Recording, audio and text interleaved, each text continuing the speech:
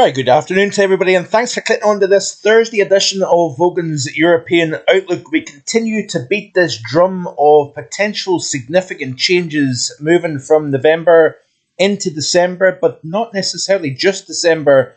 We are looking at the prospects of some Arctic air coming down in as early as next week.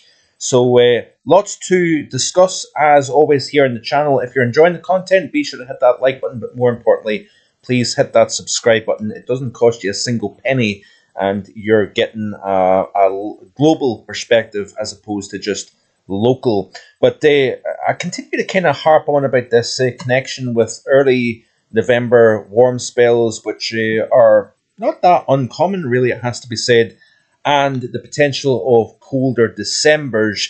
Now, not all warm spells, or warm Novembers for that matter, follow on to a cold December. But give what we're seeing in, within the tropics associated with the Manjulian Oscillation, and more importantly, what is going on up in the stratosphere over the Arctic is very interesting indeed.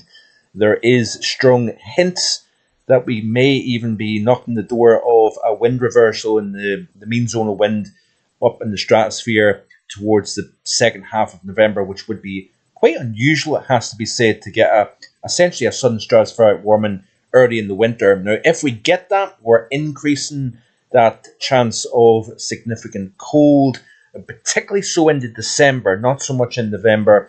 If it was to occur, say, the third week in November, for example, the chances would be you're talking a good 2 weeks down the road.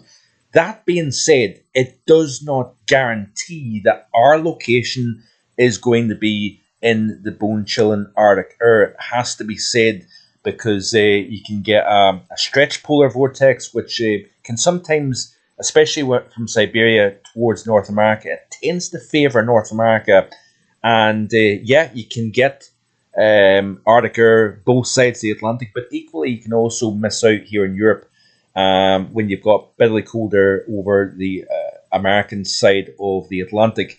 But, there's no getting away from it. It's very mild. We started off, let's look at the temperatures this morning, first of all, because very impressive numbers, like 13.2, 14.1 in Western Scotland, for example. That's a very mild start to a November morning. And then you get further south, you're talking about the 12s, 13s quite widely down across the southeast.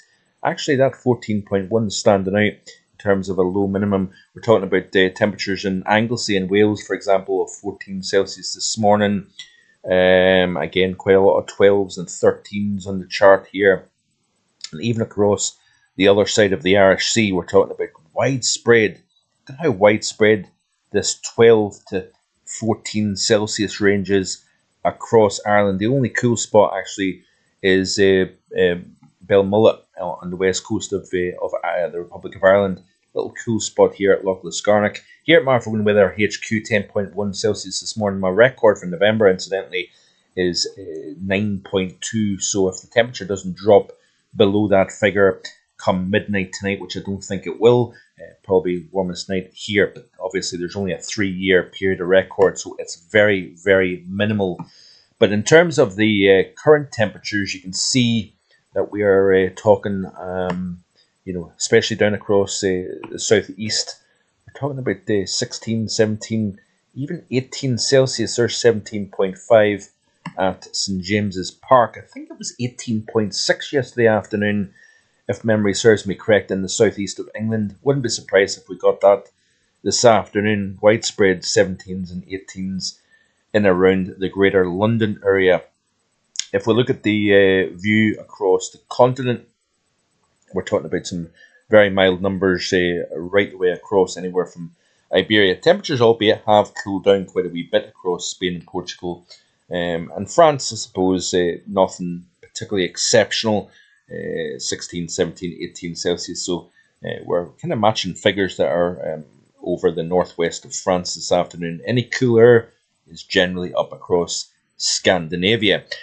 Wanted to draw, before we look at other aspects here, I wanted to draw your attention to some of these numbers here that they are rather interesting. This is from London Southeast Weather. I'm kind of revisiting what I was discussing yesterday, because I didn't think I explained that maybe I'm just being too picky, but some of these figures, these are the warmest November days on record for London Heathrow, and obviously the warmest day was 18.5 Celsius. It'll be interesting to see if we got close to that this afternoon. But this warm start to a November is something that I'm quite fascinated by. Also, wet starts. We had over 300 millimetres of rainfall within 2 days at the Honister Pass in Cumbria, and it kind of brings memories back to 2009 when we seen, obviously nowhere near the same flooding as back in 2009, but it's been very, very wet over the last several days across the UK with that southwesterly airflow, embedded systems continuing to drive a lot of moisture as well as warm air northwards here, and some of these months in particular either ended very cold or were succeeded by a cold December. Take November 2010, for example, and you can see the difference here. So this was November of 2010, albeit it recorded the warmest day in November for London Heathrow and many areas, it has to be said, across the southeast. This was the November overall, and it was firmly below average. Then that was followed on to what was an incredible December, obviously the coldest in the UK in over 100 years. But it's interesting, we start off warm and also very wet in November 2010.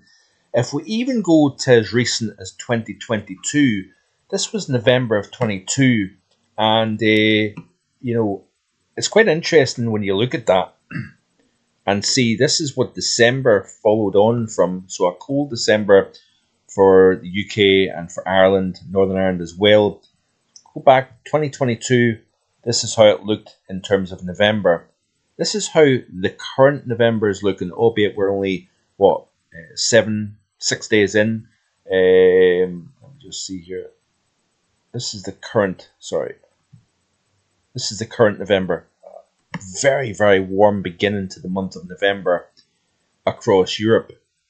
But what's interesting about that is the fact that we've got the potential of either a very significant warming within the stratosphere, not necessarily a sudden stratospheric warming, but a significant warming nonetheless. This is where we're sitting at the moment here with regards to the temperature anomaly. In terms of other examples, 1996, this was November of 96 and December of 1996. And if you look at the back to the 2nd of November 1996, London got up to 18.1 Celsius that particular November. The thing is that this November could end up being colder than average based on some of the model output that I'm seeing. Remember the MJO being stuck in phase 6. Phase 6 of the MJO looks like this. If I get the right chart, it always does help. Sorry, just bear with. But that many tabs opened up. There you go. So a phase 6. This is a phase 7 for the 17th of November. Go to a phase 6. You can see this area of high pressure, either a phase 6 or a phase 7 towards the second half of November. You've got this block to the west of the UK and Ireland here, which is rather interesting. So a phase 6 at the moment looks like this here. So this is, say the 20th of October, 7th of November, 17th of November. You notice here this persistent high to the northeastern portion of the Atlantic. We've got this trough over Europe here. That incidentally could protect the UK and Ireland from particular cold weather. In fact, it could dump cold more into central and eastern areas of Europe. But nonetheless, phase 6 into the second half, 27th, and there's the 7th of December.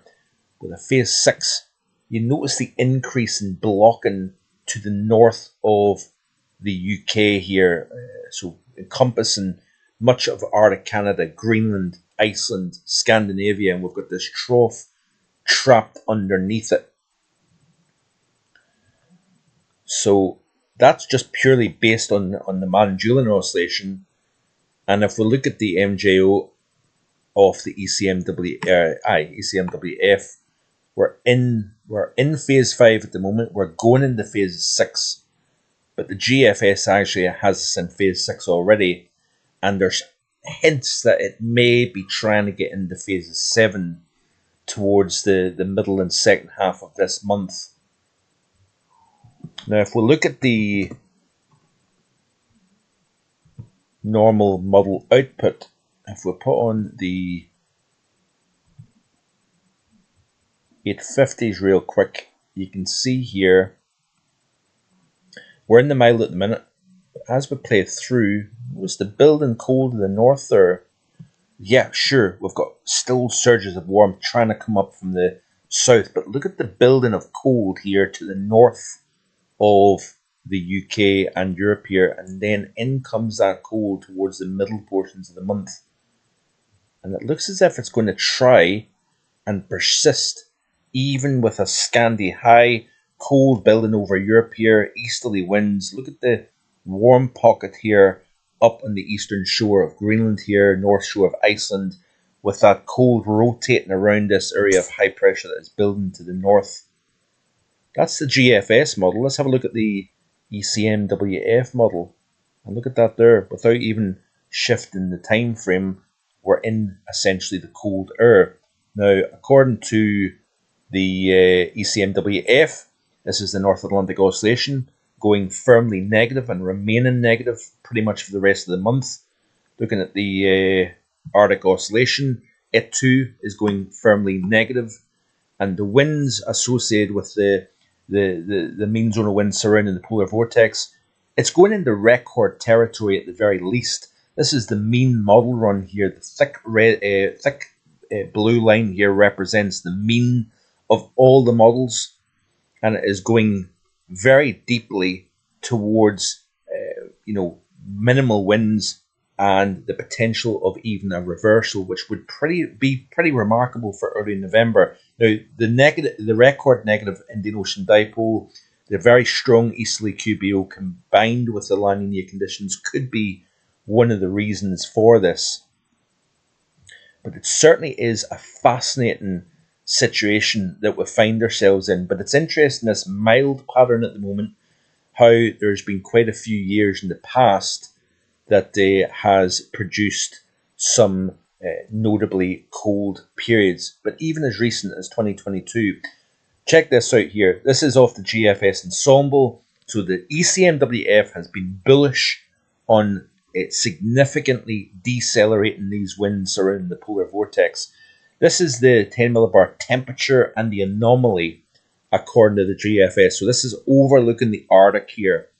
And I want to just play this here through. Go back to the current period. Got some strong warming showing up. We've got a very cold spell coming into North America, by the way. Record potential and some of the coldest November temperatures for so early in the season here. Let's play through this here. So given the fact that we've got this building of pressure up into the high latitudes here, that then creates that frictional effect on the profile and of within the stratosphere. Look at this burst of warming showing up here. Continue to play through. Wow. Isn't that impressive? That there, by the way, would be a sudden stratospheric warming. We've lost the cold signals here. All the cold air essentially, would be getting forced out of the polar vortex and down into the troposphere and towards the mid-latitudes. So this is beginning to look more like a major sudden stratospheric warming occurring according to both ECMWF, the GFS model, and certainly this is something to really start to pay attention to. Let's have a quick look then at the upper heights of the GFS extended, and we'll finish off with that. So let's look at the upper heights, 7-day increments. And play it through. Again, this is looking down over the Northern Hemisphere, North America, Greenland, Iceland, UK and Ireland's at a tilt, at an angle, Europe. And there you go. Look at the heights building over the Arctic region. That's your classic negative NaOAO cold look. Again, some of the details still remain uncertain. Let's have a quick look at the ECMWF weeklies. Again, you've got that strong block of high pressure over Greenland, over the Arctic region. Again, you could argue that the high is still over Western Europe, extending up into Greenland and the Arctic region. Again, there's still elements of uncertainty, but the northern hemispheric pattern is about to flip on its head, because at the moment here, if we look at the 850 temperatures, or the temperature anomalies here for the month so far, it is remarkably warm. Just bear with a second here.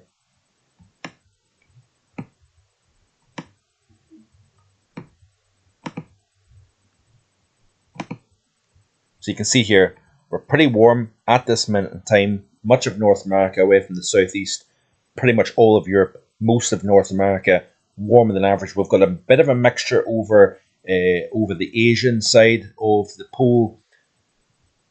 And the upcoming 7 days looks like this.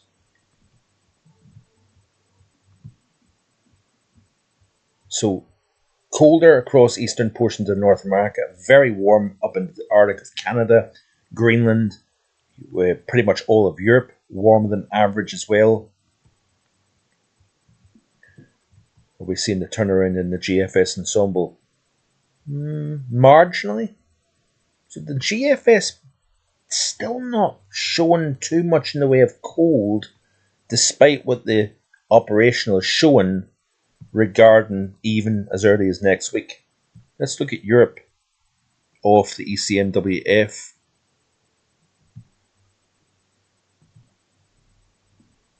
So very warm, upcoming 7-day period. So again, we're not getting anything significantly cold according to this. Turning marginally cold. That's interesting. That's something that also has to be... Now, the modelling does have a hard time dealing with all this. Remember, we may not actually turn that cold. We may end up holding on to a milder pattern, but remember what's going on within the stratosphere. Even with regards to the Manjulan oscillation at the moment here, there's always that 14-day lag, so to speak. So that's another thing that has to get taken into consideration. Trying to keep as fair, balanced, and unhyped as possible on this channel. I'm not trying to build this up, getting everybody, jumping on the tabloid headlines, for example. I'm showing you the evidence to support what's all going on. But certainly fascinating stuff. Keep it right here on this channel. Like and subscribe, and I'll see you next time with more. Have a great rest of your Thursday. Bye for now.